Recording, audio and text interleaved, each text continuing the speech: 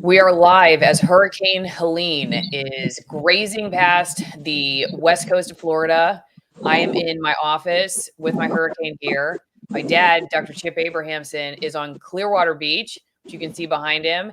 And the animals are enjoying a little bit of a nice breeze with some sunny weather out in the pasture. And Sassy's backside is her best side. So she is showing us her best side right now. Maybe she will come and do an interview in a second. But first, we're going to talk to my dad about what it's like on the beach because they're expecting a huge storm surge. That was really the concern and has been the concern for this storm for you all. What are you looking at right now? Well, you can see behind me that water is churned up a little. The waves are maybe 3 feet, maybe 4 feet. An hour ago, they were a little higher and there were a couple surfers. But right now, nobody's surfing. The waves just aren't high enough. There's not much wind, but the hurricane's quite a distance away. So things are going to change. Right now, it's approaching low tide. I was high tide at 11 a.m. and now 3 p.m. it'll be low tide. So the water is receding right now. The storm surge is the biggest threat for the hurricane that is to the west of us. So we'll see. It's currently 250 miles southwest, and it's moving north-northeast at 14 miles an hour. So it's still going to be, a good 12 hours till we see much. And speaking of that, I want to show everybody this article from weather.com because you have been on the show many times when it comes to hurricanes, as you live in Florida and have for a long time, and talk about how you don't evacuate early. And the news coverage often really ramps up a few days before telling people, get out, get out, get out. But the reality is these storms can change very quickly last minute, and you could end up in the eye of the storm trying to evacuate and go somewhere else. So let's talk about this article. Hurricane Helene intensifies ahead of Florida landfall, packing major storm surge, flooding, high winds inland. What do you want people to know about the news coverage specifically and how you respond to it and make your plans? Well, first of all, because of the wide path, they say the storm surge is going to be higher. It was about 7 feet, and that almost went into my house with Hurricane Idalia a year ago.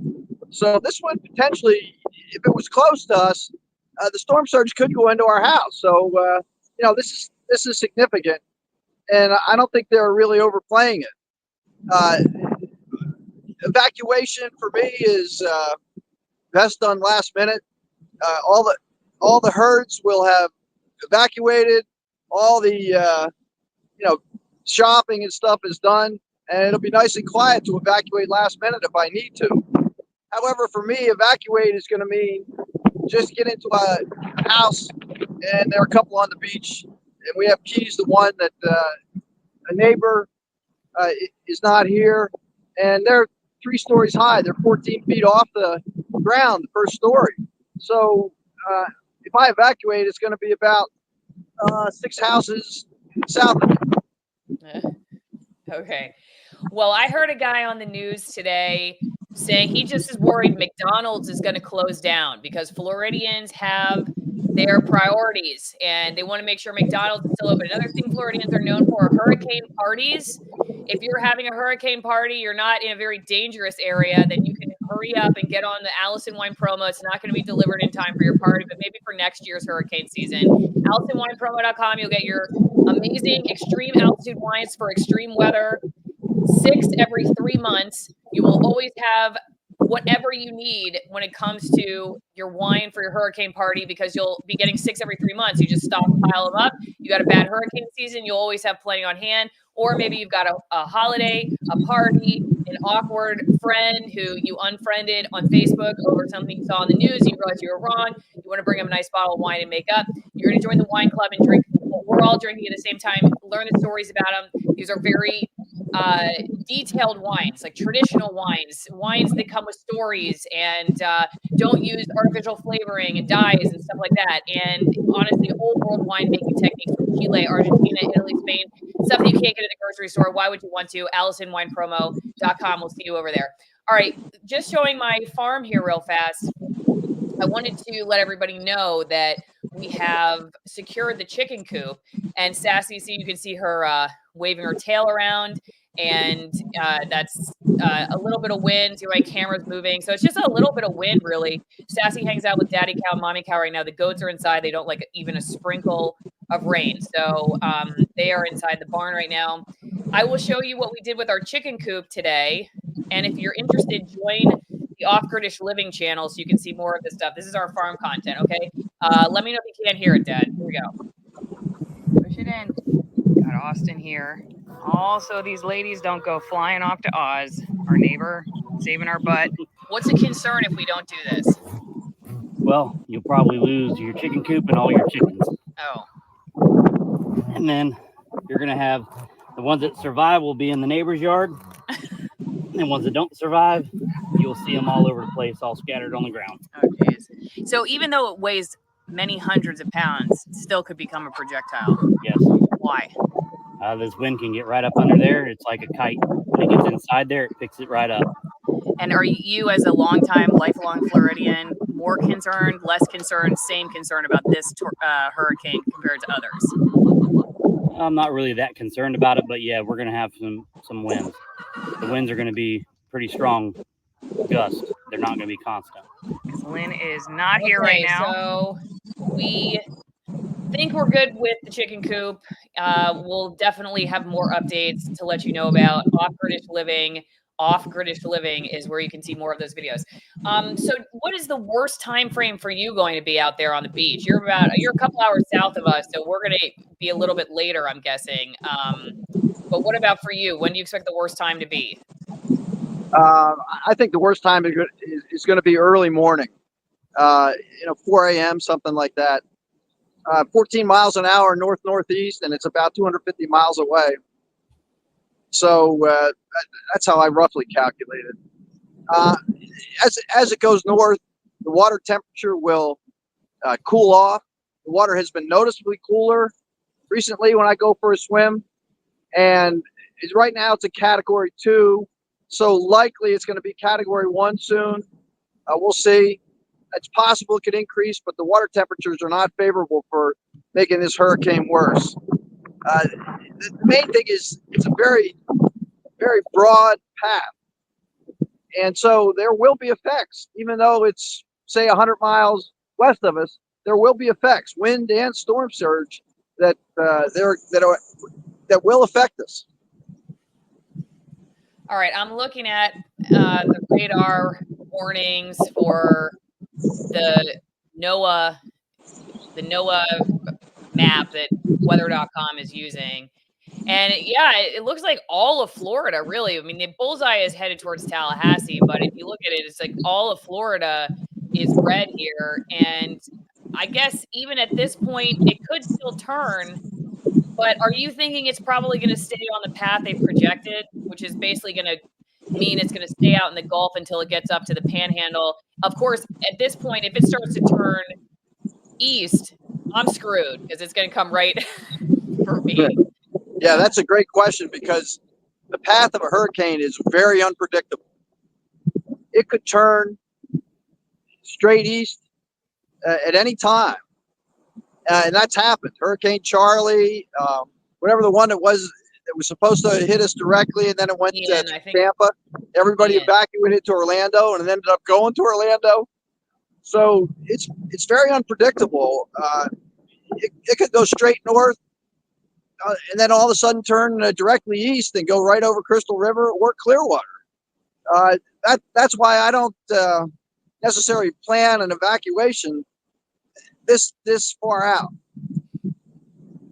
This has been a rather busy year for us hurricane wise since we moved to Florida. This is the third one, the second in just a few weeks that we have had come pretty close. Is this normal? I don't remember from growing up here if it's normal to have this many hurricanes come this close. Our town has been flooded multiple times. People have rebuilt already. I guess people eventually in the businesses say, I don't want to deal with this anymore. And maybe that's why some of these towns don't ever grow because of all the flooding. But I'm just curious what you think about the season. Like last year, I guess wasn't, I mean, we had one, so maybe that's not a big deal. But now we've had two this year. It just seems like a lot for the people who've had to rebuild every single time. Yeah, the number of hurricanes was predicted to be worse this year, and certainly the weather has changed. We had a lot more rain this summer. We have one day in September where just in one day it rained more than it usually rains in an entire month. So the weather has definitely changed. There's much more inclement weather. I've been here since 1985, and this definitely was this summer was hotter and stormier than any other summer I've been through that I can remember. That doesn't mean that activities were totally curtailed. I still got to play soccer. We had one game canceled because of weather this summer. That's all. And a couple of hurricanes over a hurricane season. That's not a huge amount more than usual. So I think there's more inclement weather. I think we maybe have one or two more tropical storms more than usual, but we're up to H, Hurricane Helene, and that's like number 8. And that last September a year ago, Idalia, that's the next letter. That's 9. So you kind of go by the letters as far as how many threatening storms there are, and H isn't any worse than 9. I lost the farm cam. I guess Sassy decided she's over her paid hourly rate, so she's not going to be on anymore. If you want to support the show and put in questions ahead of time for interviews, go to AllisonMorrow.locals.com. Jay Butter says, stay safe. Thank you. It's nice to have everybody's support there. You can also send mail, P.O. Box 3355, Denellen, Florida, 34432. Letters, seeds, rain jackets. If my chickens fly away, send me some chickens.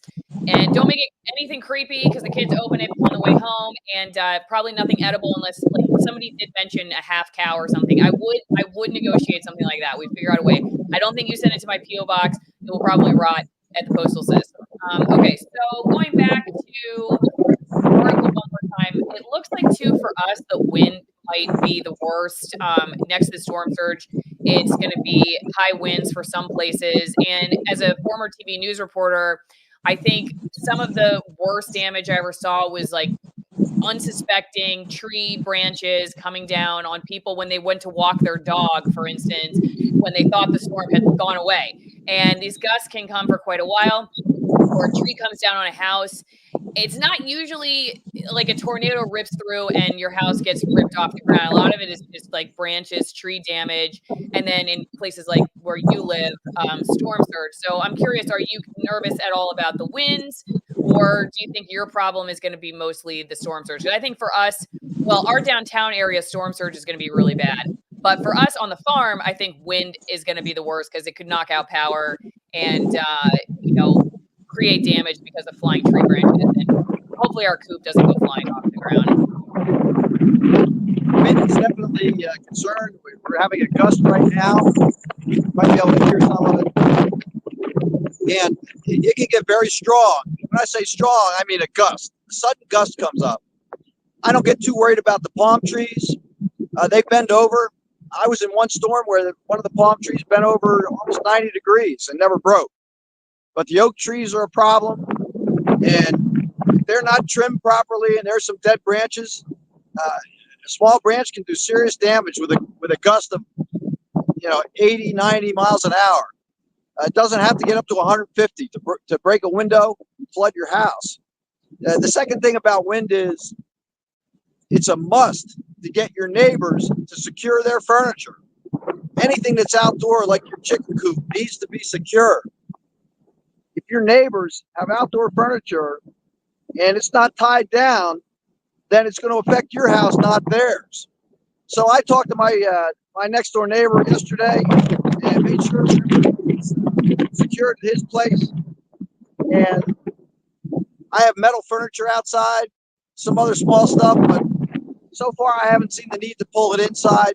But some of the wooden furniture that might fly around, I'll take that inside if the winds start to get stronger.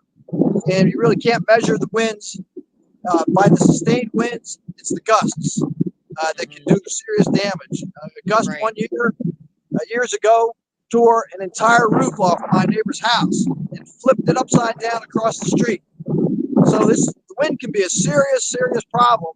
But if things are tied down and you're inside, it's unlikely that you'll get hurt. We got to remember to fill up our bathtub so we can flush our toilet. Dad, can you turn your camera around and just give a wide look at the beach so that people can see the whole beach there? Yeah, so pretty empty, but I did see a few people walking behind you. So there's some Yeah, people that are exercising. there are people on the beach walking. Nobody's taking it seriously so far because it's so far away. It's a distance away. But the beach is closed down. Once you leave the beach, if you're not a resident here, they will not let you back on until usually about 24 hours after the hurricane passes. That's another reason why I don't like to evacuate, because they won't let you. They give you a hard time about getting back on. If you have an ID, they will let you. But if you evacuate early and the hurricane changes direction, you might find yourself on the other side or even in the hurricane path. So early evacuation is for nursing home patients and for heavily dense populations. I wonder why they just don't shelter more nursing home patients sooner. Why doesn't each nursing home have to have a hurricane shelter where you hunker down for 12, 24 hours? It wouldn't have to be necessarily that big. But they get them out, they take them other places, to hospitals. Our VA, where I work, they have a nursing home on campus, and they transferred all the nursing home patients into the hospital and stopped us from doing surgery and seeing patients so they could accommodate the evacuated people. So that your teeth don't go flying out during a hurricane, you should make sure your teeth are healthy and stuck in there and aren't about to fall out. And a great way to do that is to go to greenpasture.org and get the fermented cod liver oil, concentrated butter oil blend that both my dad here and I have been taking for many years. It's an amazing product, super high vitamin D, great omega-3, brain health, dental health, you name it, health. It's right here. Fermented cod liver oil and concentrated butter oil blend gel is what I take, but they do make a capsule. And actually, a friend of mine said she was able to get a liquid, which I didn't know they had. But anyway, we do cinnamon tingle flavor. If you go to greenpasture.org, use promo code Allison, you get 10% off. 10% off. We do this every day. My kids take it, and it is just an amazing product. I used to get cavities all the time. I take it every day I've been now. taking it every day for about 15 years. 15 years, see? 15 years every day. And Dr. Chip used to have lots of tooth problems too. He also I changed was his told diet. to have 2 root canals, and that cod liver oil cured my dental pain without root canals. Okay, cured his dental pain without root canals. Greenpasture.org, promo code Allison.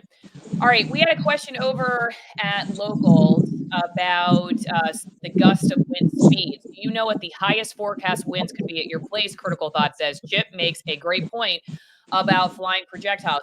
According to NOAA, in my area, we could see anywhere between mid 60 mile per hour to 100 mile per hour, about 100 mile per hour.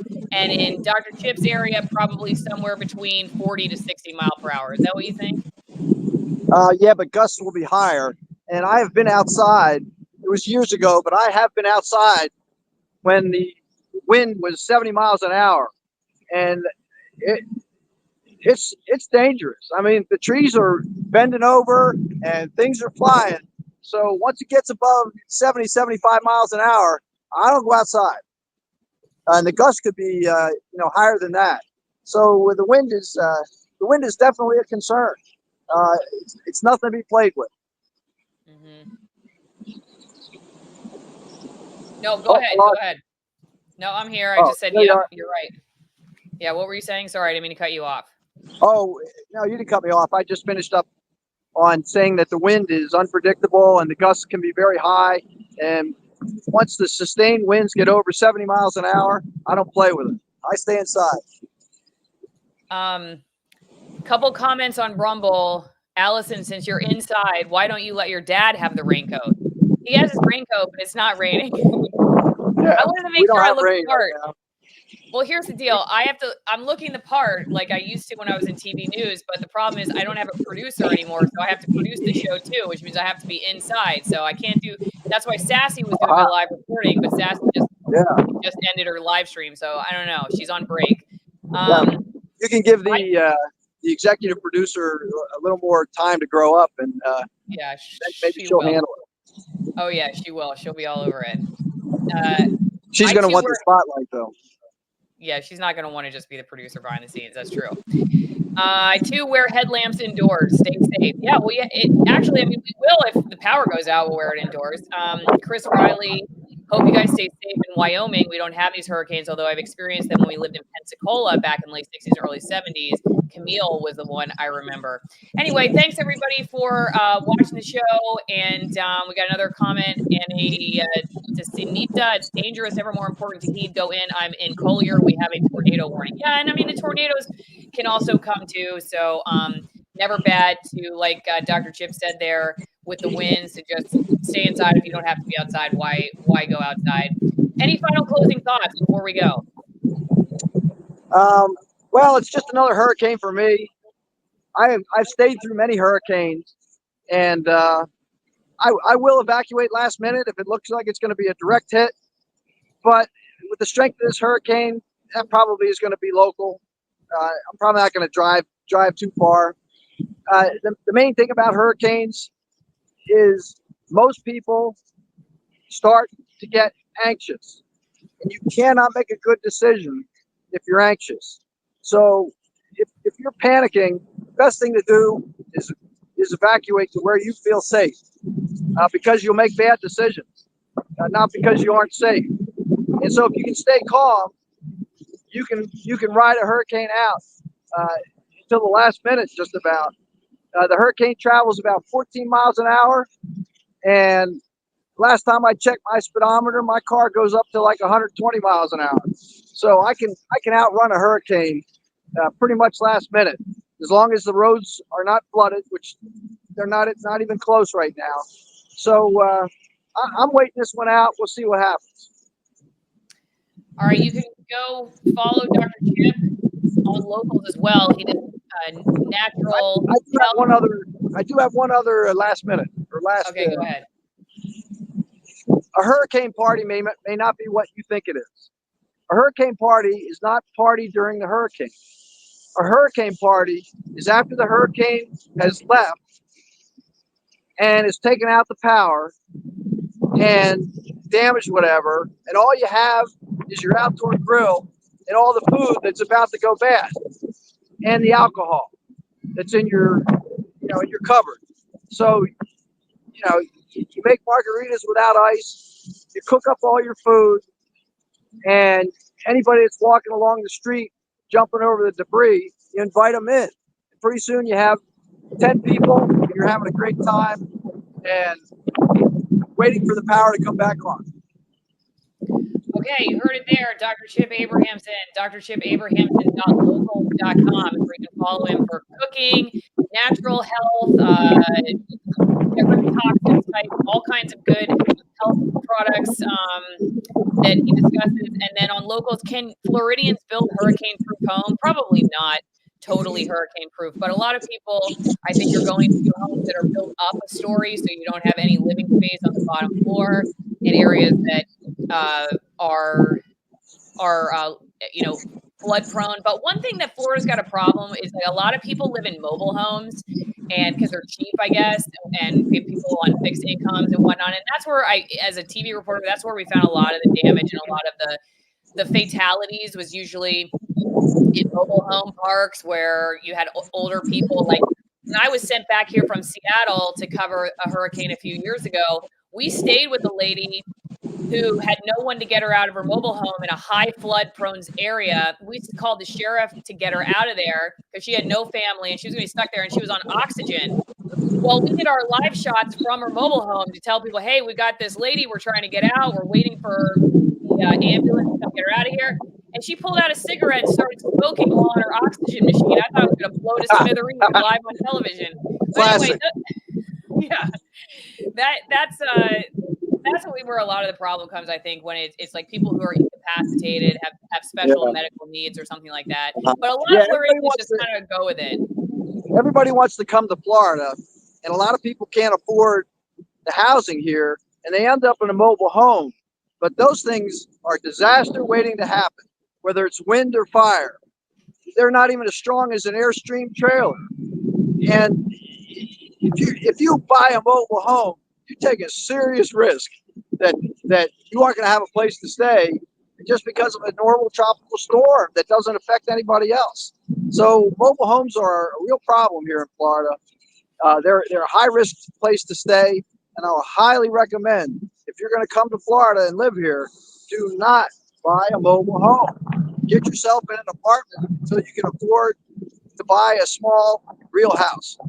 I think there's surfers behind you. Can you give us a look at the surfers behind you? Do you see there them are. there? Yeah, we got 3 surfers. Turn the camera. Let's see what we're seeing there. Oh, see, we got surfers in the water. So this is what Floridians do when there's a hurricane coming. Take advantage of it and get some waves, because on the Gulf Coast you can't normally surf. It's the waves are not, even during a hurricane, they're not really prime surfing waves, but at least you get some waves. So anyway. All right. Well, thanks, Dad, for taking the time to do this. Thanks, everybody who's watching and supporting the show. All right. Stay safe. We'll see you guys next time. Will do. Looking forward to the party.